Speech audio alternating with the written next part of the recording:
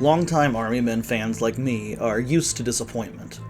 This is especially true when discussing the mercifully only two games produced after 3DO's IP was bought by Global Star Software. Never content to keep a bad thing from getting worse, Global Star took everything that was wrong with the first of their two Army Men games, Sarge's War, amplified that, stripped it of the last few scraps left of what made it an Army Men game, and then released it as Army Men Major Malfunction. From a visual standpoint, the game is okay. It's clear, though, that they didn't put a lot of effort into the visuals, as they never really surpass okay. The game was released on Xbox in North America and PlayStation 2 in PAL territories, and there's a clear visual difference between the two. As expected, the PS2 version looks noticeably worse than the Xbox version, but even on Xbox, the game isn't impressive. It's just not disappointing. Your character model looks okay, and the enemy models look decent, but most of the environment looks blurry and quickly slapped together. It sounds, well, the audio is polarizing. The music's pretty good. It's not as great as some of the earlier Army Men games, but it's got a decent soundtrack. The dialogue and sound effects, however, God. The sound effects sound like they're straight from an old E-Bombs World soundboard, and the dialogue is straight-up Sims gibberish, or, for those of us who take a Tylenol for our backs at least once a week, the adults talking on the old Peanuts cartoons. Army Men always either had no voice acting or legitimate voice acting, but this is the only game in the series that's actually had gibberish, and it just does not work. The writing doesn't redeem it any either. The premise is that you play as Private Anderson as he searches for Sarge and for Sergeant Hawk, two characters which don't even exist in the same universe, as he fights against random toys working for a major malfunction. There's not one single tan soldier in this game. You're fighting robots and G.I. Joe knockoffs. The entire script generally is garbage. It's just early 2000s meme humor. Bad TV references and lame movie quotes make up at least 40% of the script. It's almost like a prophetic warning about Meme Run on the Wii U shop a decade later. I do have to give them credit, though, for making your commanding officer's name Colonel Kopfschwartz, which will definitely get a chuckle out of anyone born in or before 1992. For those of you who aren't currently feeling the gradual decline of your bodies, Norman Schwarzkopf was a U.S. general in command of Allied forces during the 1990 and 1991 Persian Gulf War. The biggest problem, aside from the writing and dialogue, is the control. It has a camera controlled by the right stick, but it's really hit or miss whether or not it will actually let you move the camera. Half the time, the camera gets stuck in a single position because of the positioning of the environment. And when you can move it, it's largely one-directional movement. You can rarely move it much along the Y-axis, making it extremely difficult to check if you missed any of the 10 service medals hidden throughout each level. It also suffers from the ever-obnoxious sudden shift in directional orientation upon changing camera angles. In those situations, you're given almost no control over the camera, and it behaves a bit like a fixed camera, so when it snaps back into a more free motion position, you'll sometimes find that, due to the position, your up and down movement has been flipped.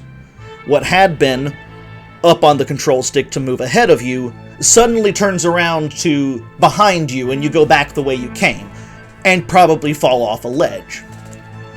When you're trying to edge across a sink or a bathtub where water is instant death and there are no mid-level checkpoints, it's pretty irksome.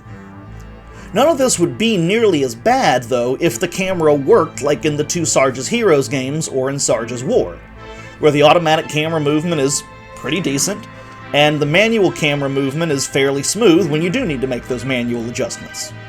Instead, what we got was a pretty shoddy automatic camera and outright garbage manual controls. The other problem is the collision detection.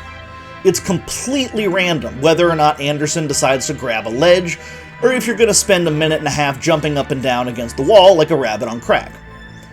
You also will, not infrequently, just kind of slide off a platform that should be solid and level.